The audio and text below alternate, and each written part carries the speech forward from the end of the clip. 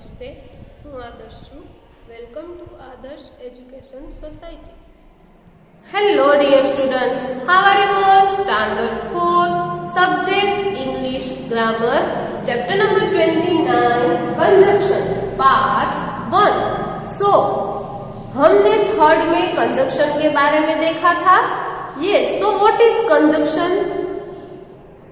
We use conjunction to join sentences together. हम दो sentence को ज्वाइन करने के लिए कंजक्शन का यूज करते हैं, right? Below are some useful conjunction and their function. हमें बुक में बहुत सारे कंजक्शन दिए गए हैं और उसके फंक्शंस दिए गए हैं.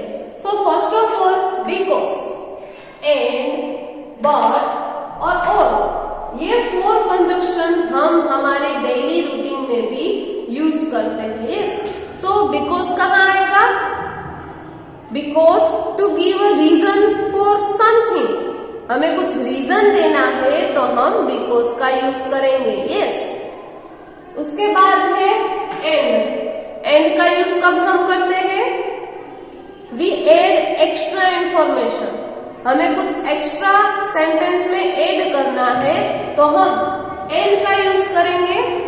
उसके बाद है बट. बट का यूज हम कब करेंगे? टू शो ऑपोजिट और कॉन्ट्रास्टिंग आइडियाज. ऑपोजिट्स यानी कि हम बोलते हैं ना विरोधाभास आइडियाज. यस, उसको शो करने के लिए हम सेंटेंस में बट का यूज करेंगे. लास्ट है और का यूज हम कब कर सकते हैं? टू शो पॉसिबिलिटी और that a choice has to be made. कोई पॉसिबिलिटी हो या तो कोई चॉइस हो. घर में मेहमान आते हैं तो आप सब बोलते हो ना, ड्रिंक कॉफी और टी, चाय लोगे या कॉफी. यस, तो हम उसमें और का यूज करते हैं. तो ये फर्स्ट 4 प्रेपोजिशन हम एक बार रिपीट कर लेते हैं. बिकॉज, एंड, बट, और. यस, उसके बाद when we use and we don't need to repeat unnecessary word. हम जब and का यूज करते हैं जो unnecessary वर्ड होते हैं, जो जरूर नहीं है, और जो रिपीट वर्ड्स होते हैं उसे हम निकाल देते हैं. तो यहाँ पे मैंने एक एग्जाम्पल लिखा है जिसके थ्रू आपको पता चल जाएगा कि कौन से वर्ड अननेसेसरी है. Okay, so I had a chicken, I had some salad, I had a samosa and I had some rice. Okay, so यहाँ पे आप देख सकते हो I had, फिर I had. Yes, so I had यहाँ पे रिपीट होता है, इसलिए उसका आंसर मैंने कैसे लिखा है देखो. I had chicken, salad, samosa and some rice. यहाँ पे देख सकते हो I had, फिर से I had और I had. 4 time I had आता है. सो हम I had को रिपीट वर्ड से इसलिए निकाल के सेंटेंस कैसे बनाएंगे? I had chicken, salad, samosa and some rice. Okay, यहाँ पे हमने कंजक्शन एंड का यूज किया है. यस, सो आप देख सकते हो इन दोनों सेंटेंस में से विच सेंटेंस इज बेटर. हमें क्वेश्चन पूछा गया है बुक में. सो ये क्वेश्चन अच्छा, ये सेंटेंस अच्छा लगता है. सो हमें अननेसेसरी वर्ड्स है वो निकाल के कोमा का यूज करके एंड कंजक्शन का यूज करके ये सेंटेंस ऐसे भी बना सकते हैं. ओके, उसके बाद देखते हैं रिमेम्बर योर पंक्चुएशन. पंक्चुएशन यानी कोमास, राइट? हम जो विराम चिन्ह बोलते हैं ना, yes, we use commas to punctuate list and we use and before the last item on the list. आप यहाँ पे देख सकते हो इस सेंटेंस में ज्यादा आइटम्स है इसलिए हम कोमास का यूज करेंगे, और जो लास्ट आइटम है सनराइज, लास्ट आइटम है, उसके आगे हम एंड का यूज कर सकते हैं. यस, उसके बाद here are some other conjunction that we can use to join sentence. यहाँ पे बहुत सारे और भी सेंटेंस है जिसका यूज करके हम सेंटेंस को ज्वाइन कर सकते हैं। तो चलो देखते हैं कौन से सेंटेंस दिए गए हैं। Although is like but, although but जैसा ही है। We use it when we are talking about something that we would not expect. Expect यानी जिसकी कोई उम्मीद नहीं थी वो happen यानी कि वो बन गया, उसके लिए हम although का यूज करेंगे। ओके, सो यहाँ पे एक एग्जांपल दिया गया है। Although Ima worked hard, ईमा ने बहुत ही मेहनत की थी। वर्कड हार्ड यानी बहुत ही हार्ड वर्क किया था, लेकिन she did not pass the exam, लेकिन वो एग्जाम में पास नहीं हुई। सो although का यूज कब होगा?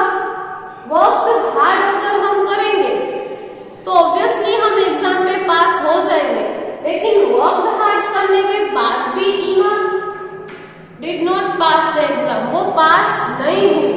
इसलिए दूसरे सेंटेंस में जब उम्मीद नहीं लगाई जाती, we would not expect, yes, so हम यहाँ पे although का यूज करेंगे। सो आप देख सकते हो ये सेंटेंस मैंने दूसरी तरह से लिखा है।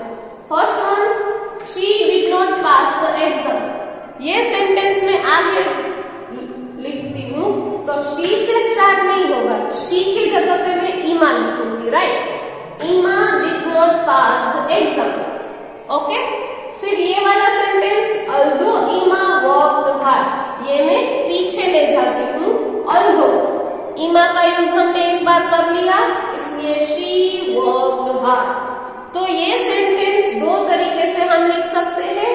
although ईमा worked hard, she did not या she didn't pass the exam।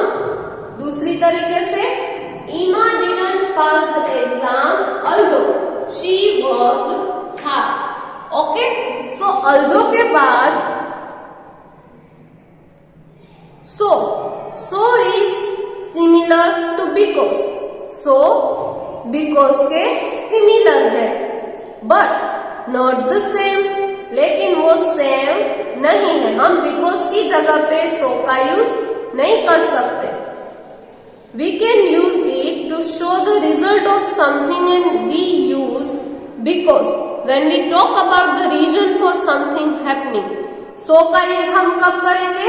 जब रिजल्ट आएगा, सेंटेंस का कुछ रिजल्ट आएगा इसके बारे में। और बिकॉज का यूज कुछ रीजन देना है या कुछ कारण हमको उसको देना है, तभी हम बिकॉज का यूज करेंगे। सो हियर वन एग्जाम्पल, सारा वॉज इल, सारा बीमार है। सो she didn't pass the exam, इसलिए वो एग्जाम में पास नहीं हुई। सो इस एग्जाम्पल में हम बिकॉज कंजक्शन का यूज करके सेंटेंस को कैसे बनाएंगे? शारा did not pass the exam, शारा एग्जाम पास नहीं हुआ या तो सारा एग्जाम क्लियर नहीं कर पाई, तो उसका रीजन हमें देखना होगा। बिकॉज शी वॉज इल, क्योंकि वो बीमार थी। यस, सो का यूज करेंगे तो हम रीजन पहले देंगे। Sarah was ill, so she didn't pass the exam, इसलिए वो एग्जाम पास नहीं कर पाई। और अगर बिकॉज का यूज करना है तो रीजन पीछे आएगा। Sarah did not pass the exam because she was ill.